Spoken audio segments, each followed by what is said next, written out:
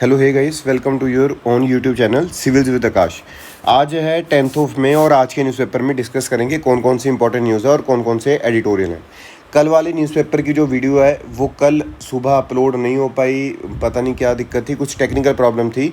सो आज की वीडियो में हम डिस्कस करेंगे कौन कौन सी इंपॉर्टेंट न्यूज़ और कौन कौन से बहुत इंपॉर्टेंट एडिटोरियल है उसके बारे में चर्चा करेंगे। लेकिन बिफोर स्टार्टिंग द वीडियो आपको एक क्वेश्चन का आंसर देना है और वो क्वेश्चन क्या है, what are the environmental implications of reclamation of water bodies into urban land use, explain with examples.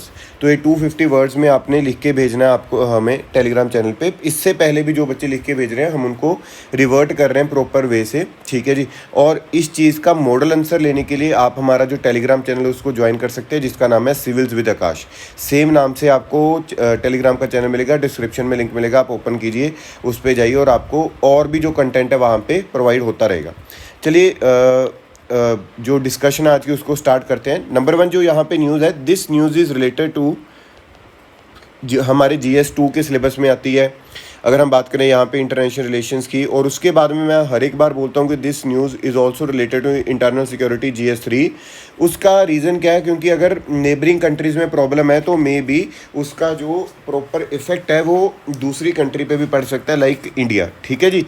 तो उसके बारे में बात करेंगे यहाँ पे अगर हम देखें कि एमिड rising violence Mahinda Rajapaksa quits as Sri Lanka PM। जो वायलेंस है वो बहुत ज़्यादा इंक्रीज़ हो गई थी, घर पे आग लगा दी गई, सड़कों पे आग लग रही थी, लोगों ने एक दूसरे को मतलब जो मारपीट है वो स्टार्ट कर दी। जिस वजह से देखते हुए उन्होंने ये जो डिसीज़न है वो लिया और उन्होंने रेजिग्नेशन जो है वो एक्सेप्ट किया गया, कैबिनेट डिसॉल्व होगी।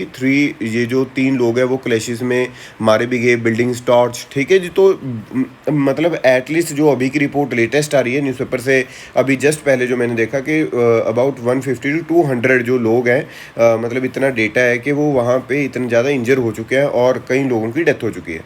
तो इस दिक्कत को देखते हुए, इस चीज़ को देखते हुए यहाँ पे ये स्टेप लिया गया है। नंबर 2 अगर हम यहाँ पे न्यूज़ की बात करें तो this is about the GS3, ठीक है। GS3 में किस जगह पे आएगी ये आएगी हमारी इकॉनमी सेक्शन में। तो इसको आपने आराम से समझना है, यहाँ पे बहुत ही इंपॉर्टेंट न्यूज़ है। Rupee hits a new low amid dollar outflow, कि जो डॉलर्स है वो हमारी मार्केट से यहाँ से जा रहे हैं, जिस चीज़ की वजह से जो रुपीज़ है वो और भी क्या हो रहा है, यहाँ पे हमें डेप्रिशिएट होता मतलब दिखाई देता और लो जाता दिखाई दे रहा है। मतलब एक कंडीशन मैं यहाँ पे आपको बना के दिखाता हूँ और जिस चीज़ से आपको प्रॉपर समझ में आ जाएगा किस तरह से जो डॉलर का प्राइस है वो जो मतलब हमारे जो रुपीज़ है वो कमज़ोर होता जाता है। कमज़ोर का मतलब कि वो लो होता जाता है, ठीक है। अब इमेजिन करिए कि $1 का प्राइस है, सिर्फ इमेजिन करना है कि 60 रुपीज़, ठीक है। $1 का प्राइस है 60 रुपीज़। अभी $1 का प्राइस हम लगा के चलते हैं, यहाँ पे हम मान के चलते हैं 70 रुपीज़ है $1 का प्राइस, और हमें पता चले कि कुछ टाइम में जो $1 का प्राइस है वो 77 रुपीज़ हो चुका है। तो इस तरह की कंडीशन कब बनेगी? अब एक मुझे चीज़ बताइए जिसका इसका मतलब क्या हुआ कि $1 पहले 70 का था, फिर $1 77 का हो गया। व्हाट इट मीन कि इसका जो प्राइस है वो राइज कर गया, है ना। मतलब क्या है, प्राइस राइज कर गया। अच्छा, एक चीज़ और कि जब प्राइस राइज कब होता है, जब डिमांड क्या हो जाती है, इंक्रीज़ हो जाती है। ऐसा ही होएगा, अगर या तो डिमांड इंक्रीज़ हो जाए या फिर दूसरी चीज़ क्या रहती है कि भाई जो सप्लाई है वो उस चीज़ की क्या होगी, डिक्रीज़ होगी। और सप्लाई डिक्रीज़ होने से भाई डिमांड तो उतनी रही, अब क्या होगा कि कम चीज़ें और ज़्यादा डिमांड है, तो इसका मतलब प्राइस राइज कर जाएगा। और सेम सिचुएशन हुई, किस तरह से हुई, जो ग्लोबल जो US फेडरल रिजर्व है, US फेडरल रिजर्व का मतलब जो USA का सेंट्रल बैंक है, उसने क्या किया, जो इंटरेस्ट रेट है उसको इंक्रीज़ कर दिया। अब इंटरेस्ट रेट इंक्रीज़ होने से हमारी मार्केट उतनी स्टेबल नहीं है जितनी स्टेबल मार्केट कहाँ की है, USA की। तो लोगों ने यहाँ से क्या किया, जो उन्होंने यहाँ पे इन्वेस्टमेंट कर रखी थी किस चीज़ की, डॉलर्स की, उसको निकलवाया और वो किस मार्केट में जाने लगे, USA की मार्केट में। अब इस चीज़ का मतलब क्या है, जो डॉलर्स हैं हमारी मार्केट से जाने लगे, डॉलर्स हमारी मार्केट से जाके किसी और कंट्री में जाने लगे, जिसका मतलब क्या होगा, डॉलर्स की सप्लाई डिक्रीज। सप्लाई डिक्रीज का मतलब डिमांड थोड़ी बहुत, मतलब डिमांड तो मोर और लेस कांस्टेंट रहती है, तो डिमांड इंक्रीज एक तरह से, और प्राइस क्या हो जाएगा, इंक्रीज हो जाएगा। और दैट्स वाई जो $1 पहले 70 का था अब कितने का हो रहा है, 77 रुपीज़ का। और यही सेम सिचुएशन यहाँ पे लिखी हुई है। अब इस चीज़ को ठीक करने के लिए किया जा सकता है, क्या किया जा सकता है, ये कर सकता है RBI के पास एक चीज़ रहती है जिसका नाम है फॉरेक्स रिजर्व, और फॉरेक्स रिजर्व में उसके पास में क्या रहते हैं, डॉलर्स पड़े रहते हैं। ठीक है जी। जब आरबीआई को लगता है कि बहुत ही ज़्यादा वॉलेटाइल हो चुकी है मार्केट, बहुत ही ज़्यादा हमारा जो रुपीज़ है वो डेप्रिशिएट होता जा रहा है, बहुत ही ज़्यादा नीचे जाता जा रहा है, तो हमें क्या होगा कि हम इस चीज़ को ठीक करें। तो अगर आपने दोबारा से $1.70 का करना है अगर आरबीआई ने, तो इसमें क्या पोजीशन क्या अपना सकती है आरबीआई के फॉरेक्स रिजर्व में जो डॉलर्स पड़े हैं उसको मार्केट में डाल दें, और मार्केट में डालने से सप्लाई क्या हो जाएगी, इंक्रीज़। सप्लाई जब आरबीआई मार्केट में उसको डाल देगी सप्लाई इंक्रीज़, फिर उसका जो प्राइस है वो डिक्रीज़ हो जाएगा और $1.70 का हो जाएगा, सिंपल। लेकिन ये सिचुएशन इतनी सिंपल नहीं है कि भैया हम सारे के सारे डॉलर जो फॉरेक्स रिजर्व वाले हैं वो डाल दें, क्योंकि इससे तो हमने क्या करना है, ट्रेड करनी है, एक्सपोर्ट इंपोर्ट का काम करना है।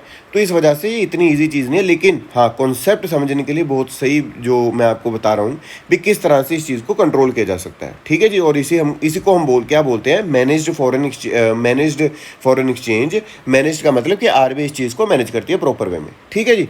तो ये चीज़ नंबर 2 न्यूज़ होगी। Number three news is about the sedition, and this news is related to GS2 का सिलेबस, और जो कि सेडिशन के लिए यहाँ पे मिनिस्ट्री ऑफ होम अफेयर्स ने बोला है। और जब प्राइम मिनिस्टर नरेंद्र मोदी ने भी इसमें बोला कि भाई जो नेशन है उसको अपने वर्क हार्ड करना चाहिए, और जो कॉलोनियल बैगेज है उसको शेड करना चाहिए, उसको छोड़ना चाहिए। तो उन्होंने बोला कि इंक्लूडिंग आउटडेटेड लॉज, जो भी आउटडेटेड लॉज है उनको हमें शेड कर देना चाहिए, बंद कर देना चाहिए। और ये जो चीज़ है, हम 75 years of independence under the banner of आज़ादी के अमृत महोत्सव उन्होंने बात की। तो अभी हमें करंटली क्या पता होना चाहिए मेनली कि आज़ादी के जो सेडिशन लॉ है वो है क्या। यहाँ पे देखिए, सबसे पहले बहुत बार डिस्कस कर चुके हैं हम इस चीज़ को, दोबारा से करते हैं। 124A ऑफ द आईपीसी एक चीज़ डाल दी, सेडिशन जो है हमारा, sedition is a crime, sedition एक क्राइम है under 124A of the IPC. अब ये 124A ऑफ द आईपीसी क्या होता है, ये डिफाइन करता है sedition as an offence committed at any person by words, चाहे वो बोले हुए हों, चाहे वो लिखे हुए हों, साइंस हैं, विजिबल रिप्रेजेंटेशन है, और अदरवाइज ब्रिंग्स और attempt to bring into hatred और कंटेम्प्ट, ठीक है जी। जिस चीज़ की वजह से हमें लगता है कि जो लोग हैं या जो पर्टिकुलर इंसान है वो क्या कर रहा है, जो एक लॉ से बनी हुई गवर्नमेंट है उसको नीचे कर रहा है, उसके प्रति डिसअफेक्शन दिखा रहा है, तो उस बंदे को मतलब डिसलॉयलिटी दिखा रहा है, उस बंदे को पकड़ के लेके जाया जा सकता है under the section 124A of the IPC which is sedition.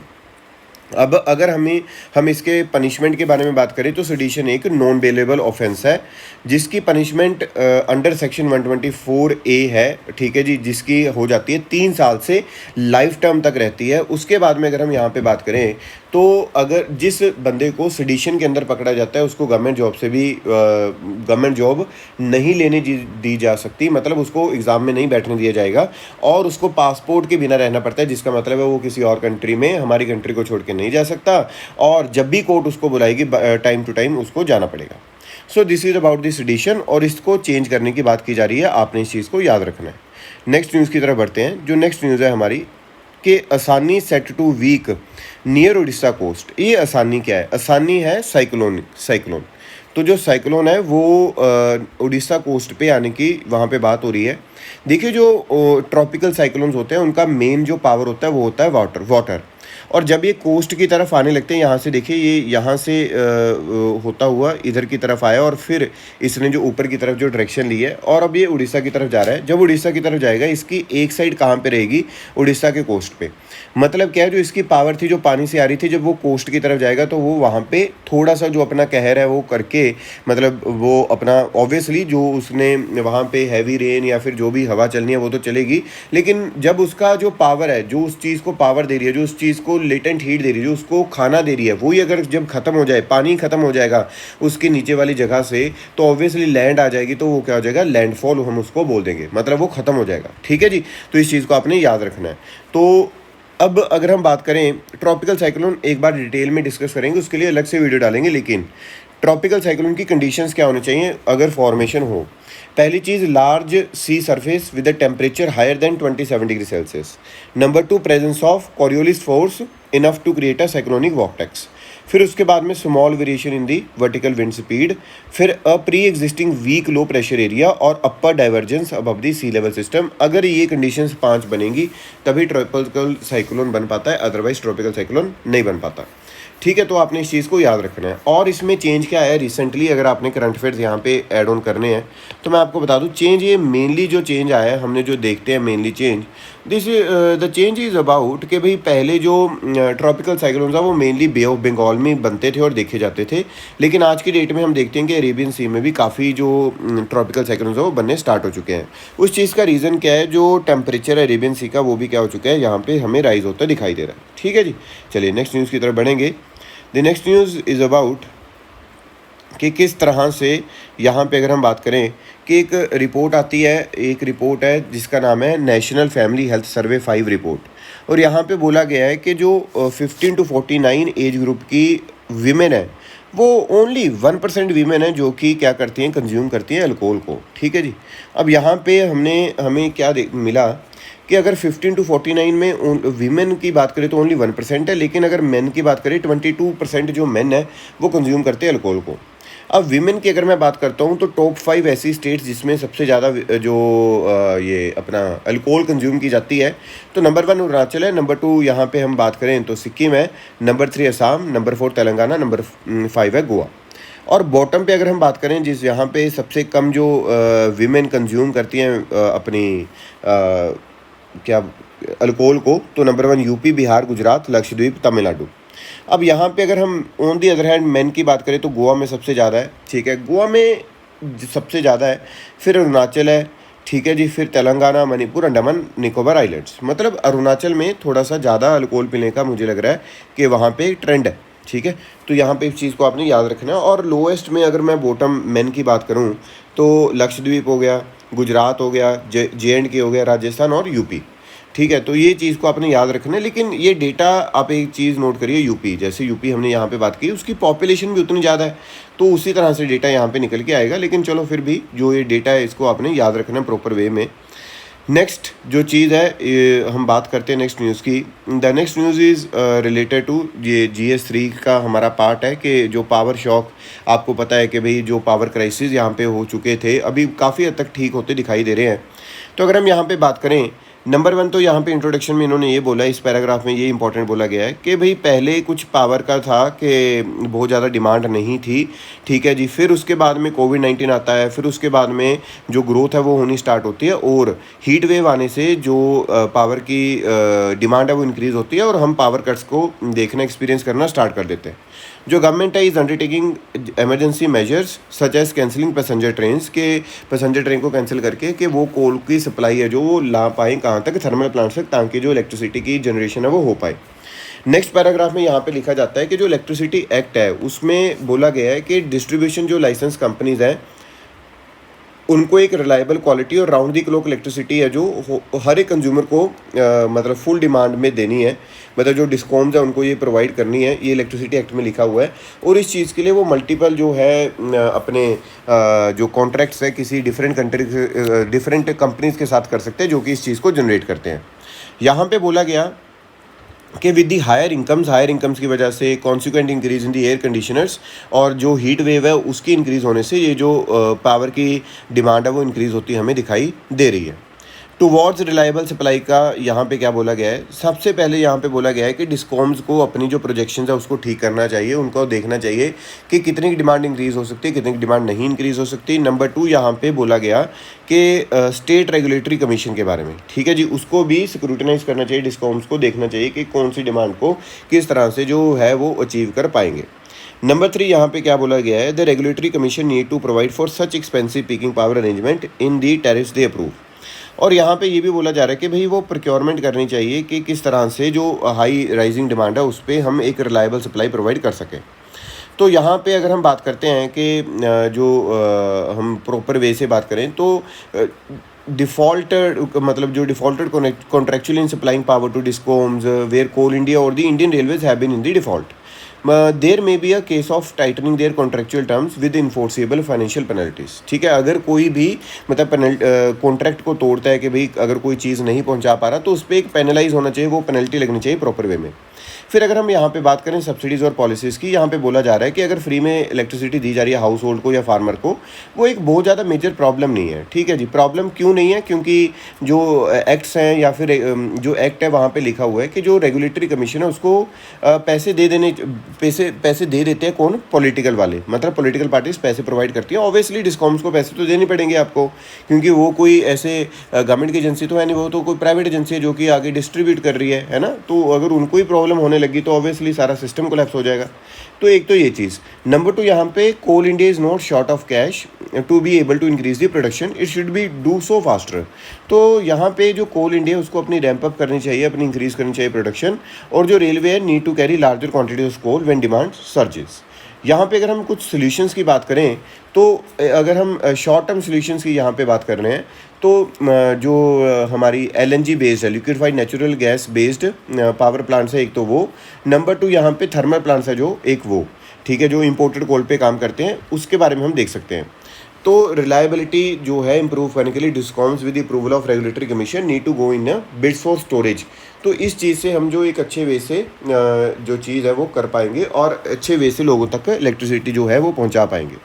ठीक है, so this article related to this editorial related to GS3। Now the editorial related to GS2 international relation India German ties, और काफ़ी कुछ चीज़ें यहाँ पे लिखी हुई हैं, एक्सट्रीमली इंपॉर्टेंट एडिटोरियल। ठीक है, जो चीज़ें आपको पता लगेंगी। यहाँ पे सबसे पहली चीज़ लिखी हुई है कि इन द रिसेंट टाइम्स यहाँ पे जो न्यू दिल्ली है has been at its assertive best. किस तरह से जो US है, यूरोपियन नेशंस है, उन्होंने सैंक्शंस अप्लाई कर दिए मॉस्को पे, provided military aid to the Ukraine. New Delhi has refuse to play the ball. हमने कंडेम जरूर किया यहाँ पे थोड़ा बहुत, लेकिन वोटिंग नहीं की हमने। नंबर 2, हमने अभी भी हम जो क्रूड है वो मॉस्को से मंगवा रहे हैं, जो हमारे डिफेंस टाइज है वो इंटैक्ट है, हमने उसमें कुछ भी नहीं किया। तो इससे वो कहते हैं कि raised eyebrows and attracted some amount of criticism from the west. जो वेस्ट वाले हैं वो क्रिटिसाइज कर रहे थे हमारे इंडिया को। यहाँ पे अगर हम बात करते हैं इस तरह की कंडीशन हम क्यों अपना रहे हैं, तो with an assertive China on world stage and in particular at the border with India, New Delhi needs to manage a delicate balancing act while asserting its right to pursue its national interest and strategic autonomy in foreign policy. Number 2, यहाँ पे अगर हम बात करें in private as well as public discussion, जो India's role as major being, वहाँ पे मतलब ये दिखाया गया जर्मन में कि भाई इंडिया बहुत बड़ी डेमोक्रेसी है और इसको कुछ ना कुछ पार्टिसिपेट यहाँ पे करना चाहिए। तो ये चीज़ वहाँ पे बोली जा रही थी। मिस्टर मोदी विजिट यहाँ पे हुआ कब? जब फर्स्ट टर्म है किसकी? जर्मन चांसलर ओलाफ स्कॉल्स, और इससे पहले वो जापान में जाकर आए थे। फर्स्ट जो एशियन कंट्री उन्होंने क्या की थी, कवर की थी।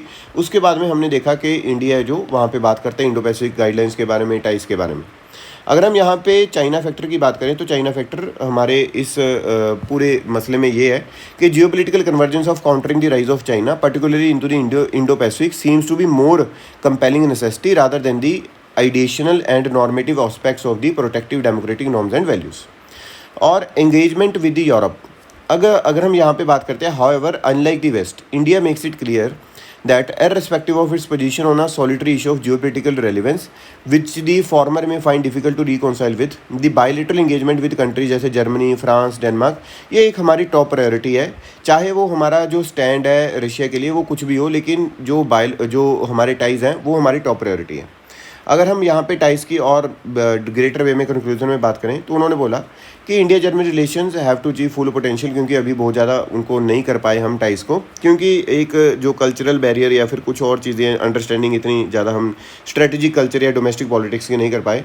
तो अगर उस चीज़ को कर लेंगे तो जो इंडिया और जर्मनी है वो मिलके जो शेप कर सकते हैं जो न्यू वर्ल्ड ऑर्डर बनने जा रहा है उस चीज़ को लेकर। और तीसरा जो आर्टिकल अगर मैं यहाँ पे थोड़ा सा आपको बता देता हूँ कि कुछ हिमाचल प्रदेश जो स्टेट असेंबली का ऑफिस है, जहाँ पे ऑफिस होनी मतलब जो असेंबली है वहाँ पे जो जहाँ पे मीटिंग्स होती है वहाँ पे बाहर जो है वो इमेजिनरी जो फ्लैग्स हैं खालिस्तान के वहाँ पे पाए गए हैं। तो उस चीज़ को हम यहाँ पे देखते हुए एक आर्टिकल लिखा हुआ है कि किस तरह से कौन सी जगह पे मतलब कौन सी ऑर्गेनाइजेशन को ठहराया जा रहा है, गलत है ये वो करके सारा कुछ बातें हैं। तो इस चीज़ को जो है जल्दी से जल्दी किस तरह से सॉल्व करना स्टेट को देखना चाहिए या फिर सेंट्रल गवर्नमेंट जिसके भी हाथ में ये पावर है उसको प्रॉपर वे में देखना चाहिए। ऑब्वियसली अभी तो स्टेट के हाथ में, क्योंकि law and order is under the hand of respective state governments, सिर्फ एक जगह को छोड़ के जहाँ पे स्टेट लेजिस्लेटिव असेंबली है एंड दैट वाज दिल्ली। ठीक है जी, तो यहाँ पे हम आगे बढ़ते हैं। नेक्स्ट चीज़ जो हमने डिस्कस करनी है आज, इन वाली चीज़ों में कुछ खास इंपॉर्टेंट नहीं आया है, तो हमारा जो नेक्स्ट टारगेट है अभी जो डिस्कस करना है, NIA searches 20 location link to Dawood Ibrahim. तो दाऊद इब्राहिम के जो लोकेशन है उसको यहाँ पे देखते हुए आपको हमें नजर आए हैं, लेकिन NIA के बारे में हमें पता होना चाहिए। नेशनल इन्वेस्टिगेशन एजेंसी की अगर हम बात करें तो ये 2008 में बनती है अंडर द एक्ट। तो इसके पास एक स्टैट्यूटरी जो पावर है वो हम सोच सकते हैं कि इनके पास पावर है। नंबर 2, एक सेंट्रल एजेंसी है जो कि इन्वेस्टिगेट करती है। ये अगर कोई बंदा इफेक्ट कर रहा है हमारी सॉवरेनिटी को, सिक्योरिटी को, इंटीग्रिटी को, सिक्योरिटी ऑफ द स्टेट को, तो हम ये चीज़ करेंगे। अगर हमारा कोई भी बंदा हमारी एटॉमिक या फिर न्यूक्लियर फैसिलिटी के अगेंस्ट हो, अगर वो high quality counterfeit currency, Indian currency के स्मगलिंग कर रहा हो, तो ये इंप्लीमेंट करती है इंटरनेशनल ट्रीटीज, एग्रीमेंट, कन्वेंशंस। इसका ऑब्जेक्टिव क्या है, हम कि टेरर जो है उसको कॉम्बाट करना है। ये एक्ट करती है central counter terrorism law enforcement agency है। इसका हेडक्वार्टर न्यू दिल्ली में है और एक हेडक्वार्टर नहीं, इसकी रीजनल ब्रांचेज भी आपने याद रखना है। उसके हेडक्वार्टर एक ही है लेकिन इसकी रीजनल ब्रांचेज है, ये आपने याद रखना है। सब अब रिसेंटली अमेंडमेंट हुआ था 2019 में, जो 2008 का एक्ट था। तो उसमें उन्होंने क्या किया, एक तो जो इन्वेस्टिगेशन है उसका जुरिस्डिक्शन इंक्रीज़ किया, ह्यूमन ट्रैफिकिंग हो गया, offences related to counterfeit currency हो गया, मैन्युफैक्चर और सेल ऑफ प्रोहिबिटेड आर्म्स हो गया, cyber terrorism, offences under the explosive substances act 1908। अगर मैं यहाँ पे जुरिस्डिक्शन ऑफ द NIA की बात करूँ तो जो ऑफिसर्स हैं NIA के, उनके पास सेम पावर है जैसे कि अदर पुलिस ऑफिसर्स के साथ होती है। अगर कोई भी इन्वेस्टिगेट करना चाहते हैं सच ऑफेंसेस अक्रॉस द इंडिया। और अगर हम आगे बात करें जो ऑफिसर्स हैं NIA के, they are having power to investigate scheduled offences. अभी आपको लगेगा भाई ये शेड्यूल्ड ऑफेंसेस है क्या, मैं आपको पहले ही बता देता हूँ। शेड्यूल्ड ऑफेंसेस जो NIA के एक्ट के शेड्यूल में लिखे हुए हैं वो सारे ऑफेंसेस। फिर उसके बाद में जो सेंट्रल गवर्नमेंट है, मतलब scheduled offences committed outside India, ठीक है, तो ये बहुत इंपॉर्टेंट चीज़ हो जाती है। लेकिन इसमें subject to international treaties, obviously हमारे टाइज नहीं है, ऑब्वियसली वहाँ पे इंटरनेशनल ट्रीटी नहीं है कोई, और वो जो चीज़ के लिए इन्वेस्टिगेट करने जा रहे हैं वो इलीगल नहीं है, तो वहाँ पे थोड़ी प्रॉब्लम आएगी, अदरवाइज दे कैन डू। जो स्पेशल कोर्ट है इस चीज़ के लिए बनाई जाती है और वो न्यू दिल्ली में, will have the jurisdiction over this cases. जो स्पेशल कोर्ट है वो central government for the trial of scheduled offences constitute one और more special court under section 11 and 22 of the NIA act 2008। Clear बात, तो ये चीज़ आपने याद रखनी है। नेक्स्ट जो न्यूज़ है जो हमने डिस्कस करनी है, extremely important news here, MP LAD rules और each MP is allocated ₹5 crore annually under the scheme. पहले इसको कम कर दिया गया था, आई थिंक सो 2 करोड़ कर दिया गया था ड्यू टू दी कोविड-19, तो अभी ये इंक्रीज़ करके दोबारा से 5 करोड़ जो पहले स्कीम में था वो कर दिया गया। अभी MP लैड के बारे में हमें पढ़ना है। MP लैड का मतलब क्या है, MP local area development scheme, MP local area development scheme. तो ये चीज़ क्या है MP लैड, इसके बारे में देखते हैं कि MP लैड होता क्या है। सबसे पहली चीज़, ये एक सेंट्रल सेक्टर स्कीम है जो कि 1993 में आया था। इसका ऑब्जेक्टिव क्या है, MPs ने क्या करना होता है, इनके पास पैसे जाते हैं, ठीक है जी, और पैसे कितने जाते हैं, 5 करोड़। इसको छोड़िए, इम्प्लीमेंटेशन की बात करता हूँ। यहाँ पे 5 करोड़ रुपये जाएंगे, ठीक है जी, और 5 करोड़ जो रुपीज़ जाएंगे इनके पास में, यहाँ पे समझिएगा 5 करोड़ रुपीज़ चलेंगे। ये 2 कंडीशन में, मतलब 2 जो इंस्टॉलमेंट है उसमें जाएंगे 2.5 के अंदर, नंबर 1। नंबर 2, इनका काम क्या है, सिर्फ और सिर्फ क्या करना, इनका रिकमेंड करना किस चीज़ को, दी वर्क ऑफ दी कि कोई भी जहाँ पे ड्रिंकिंग वाटर, सैनिटेशन, ये वो, इसको इम्प्लीमेंट कौन करेगा, जो डिस्ट्रिक्ट नोडल एजेंसी है, जो डिस्ट्रिक्ट नोडल अथॉरिटी है, वही इस चीज़ को MP लैड के जो फंड है उसको इम्प्लीमेंट करेगी कि कहाँ पे कितने पैसे लगाने, कहाँ पे कितने पैसे नहीं लगाने। नंबर 4, अगर मैं यहाँ पे बात करूँ तो जो चीज़ मुझे यहाँ पे पता लगती दिखाई दे रही है हमें, तो जो भी लोकसभा का MP है, लोकसभा का जो भी MP है, वो अपनी पर्टिकुलर कॉन्स्टिट्यूएंसी जहाँ से आ रहा है वहीं पे जो पैसे है वो अपने जो यहाँ पे रिकमेंड कर सकता है। अगर हम लोकसभा के राज्यसभा के MP की बात करें तो राज्यसभा के MP जिस स्टेट से नॉमिनेट होकर आ रहा है तो वो सारी स्टेट में कर सकता है। और नंबर 6 जो पॉइंट बहुत इंपॉर्टेंट है कि जो नॉमिनेटेड मेंबर्स है वो ऑल ओवर इंडिया कहीं पे भी जो अपने पैसे हैं जो 5 करोड़ है वो कहीं पे भी रिकमेंड कर सकते हैं। लेकिन इंप्लीमेंट कौन करेगा, डिस्ट्रिक्ट नोडल इंप्लीमेंट अथॉरिटी ही करेगी, ये चीज़ आपने याद रखनी है। So this is about the MP LAD fund, जिसमें पहले इसको कम कर दिया गया था बिकॉज ऑफ दी लॉकडाउन और दी कोविड-19, ठीक है जी। चलिए नेक्स्ट न्यूज़ की तरफ बढ़ेंगे। The next news is about, यहाँ पे एक ऑपरेशन हुआ था, operation Dudhi, and operation Dudhi Assam Rifles honour surviving soldiers. यहाँ पे पैरामिलिट्री जो असम राइफल्स हैं उन्होंने मंडे को यहाँ पे हमने देखा कि जो सर्वाइविंग सोल्जर्स हैं ऑपरेशन दूधी के, उनको ऑनर किया है। और ये किस चीज़ के लिए था, India's most successful counter insurgency operation था। ये चीज़ आपने यहाँ पे याद रखनी है। तो कई बार मैच दी फॉलोइंग में करके या फिर आ जाएगा operation Dudhi was recently seen in the news related to, तो वहाँ पे अगर नीचे लिख दिया कि रिलेटेड टू मिल्क प्रोडक्शन, कुछ भी लिख सकते हैं वो, तो आपने याद रखना है काउंटर इंसर्जेंसी के लिए बहुत ही इंपॉर्टेंट चीज़ है और हमारी कंट्री के लिए वैसे भी इंपॉर्टेंट है। अगर इस तरह के हम चीज़ें कर रहे हैं। नेक्स्ट चीज़ की अगर हम बात करें यहाँ पे, तो बहुत ही इंपॉर्टेंट जो यहाँ पे आई हुई है बिजनेस में, GS3 से रिलेटेड है, बॉन्ड यील्ड के बारे में है। और यहाँ पे बोला जा रहा है कि बॉन्ड यील्ड है जो उसको लो करो। अब बॉन्ड यील्ड को लो करने का मतलब क्या है, यहाँ पे बॉन्ड यील्ड होती क्या है पहले तो ये समझिए। सपोज इमेजिन कि कोई बॉन्ड आपने खरीदा 1000 रुपीज़ का, ठीक है जी, और उसका मैच्योरिटी पीरियड है 1 ईयर, उस पर इंटरेस्ट रेट मिल रहा है कुछ भी ABC इंटरेस्ट रेट यहाँ पे मिल रहा है। लेट्स से 1 साल के बाद में आफ्टर 1 ईयर जो आपने 1000 इन्वेस्ट किया था उसका आपको 1000 नहीं, अब क्या मिलेगा 1200 रुपीज़। तो ये जो 200 रुपीज़ है ये आपका क्या हो गया, एक क्या होगी प्रॉफिट हो गया। और इसी चीज़ को हम क्या बोलते हैं, बॉन्ड यील्ड। ठीक है जी, बॉन्ड यील्ड, इसी प्रॉफिट को हम 200 रुपीज़ को बोलते हैं। अब इसमें बॉन्ड यील्ड को लो करने की बात की जा रही है। देखिए जब बॉन्ड को हम मार्केट में निकाल देते हैं वो ट्रेडेबल हो जाता है कि वो कोई और भी इंसान खरीद सकता है। अब सपोज़ कर लो ये जो 1000 इसका फेस वैल्यू होगी जो लिखा हुआ है इसके फेस पे, अब किसी को पता लग रहा है कि ये बॉन्ड की जो कीमत है वो डिक्रीज़ हो जाएगी, या फिर किसी को पैसों की ज़रूरत है, उसने क्या किया, इसको 800 रुपीज़ में बेच दिया। अब इसकी फेस वैल्यू तो 1000 है, या फिर इसको लास्ट में मिलेंगे तो बंदे को 1200 ही। तो इसको अगर 1200 ही लास्ट में मिलेंगे, क्योंकि सारा कुछ लिखा हुआ है बॉन्ड पे, लेकिन इसको मिला कितने का है किसी दूसरे इंसान को, वो 800 का। तो गैप कितने का हो गया अभी 400। तो प्रॉफिट है वो हमें इंक्रीज़ होता दिखाई दे रहा है, मतलब जो बॉन्ड यील्ड है वो हमें यहाँ पे क्या हो जाएगी, इंक्रीज़ हो जाएगी। ऑन दी अदर हैंड अगर ये जो बॉन्ड है वो 1100 रुपीज़ का बिके और इसको लास्ट में मिलेंगे 1200 रुपीज़, तो गैप कितने का यहाँ पे 100 रुपीज़ का। तो मतलब क्या है, जो प्रॉफिट है जो बॉन्ड यील्ड है वो क्या हो जाएगी, लो हो जाएगी। अब ऐसा किया कैसे जाएगा, अगर RBI ऑब्वियसली वही सेम चीज़ रहा, सेम कॉन्सेप्ट है, अगर इसकी सप्लाई डिक्रीज़ की कर दी जाए और डिमांड तो मैंने आपको पहले भी कई बार बोला है कि मोर और लेस कांस्टेंट रहती है, तो अगर डिमांड इंक्रीज़ हो जाए, ठीक है जी, सप्लाई डिक्रीज़ होगी तो डिमांड हम इंक्रीज़ ही बोलेंगे। तो सप्लाई अगर डिक्रीज़ होगी तो ऑब्वियसली जो चीज़ 1000 की है वो महंगी बिकेगी 1100 की यहाँ पे, है ना। तो इसी वजह से क्या हो जाएगा, ये बॉन्ड की जो यील्ड है वो लो हो जाएगी और जो बॉन्ड का प्राइस है वो इंक्रीज़ हो जाएगा। मतलब क्या है, अगर बॉन्ड का प्राइस इंक्रीज़ होता है तो जो बॉन्ड की यील्ड है, जो प्रॉफिट है, वो हमें डिक्रीज़ होता है यहाँ पे दिखाई देता है। ठीक है, सो एक्सट्रीमली इंपॉर्टेंट, आपने इस चीज़ को याद रखना है। So this is all about the today's newspaper. आप हमारा जो चैनल है उसको सब्सक्राइब कर सकते हैं, और अगर आपने लास्ट तक वीडियो देखी है सो प्लीज़ इसको लाइक कर दीजिए और अपने फ्रेंड्स के साथ में वीडियो को शेयर कीजिए, ताकि जो इंपॉर्टेंट इन्फॉर्मेशन उनके पास भी पहुंच सके। Thank you so much.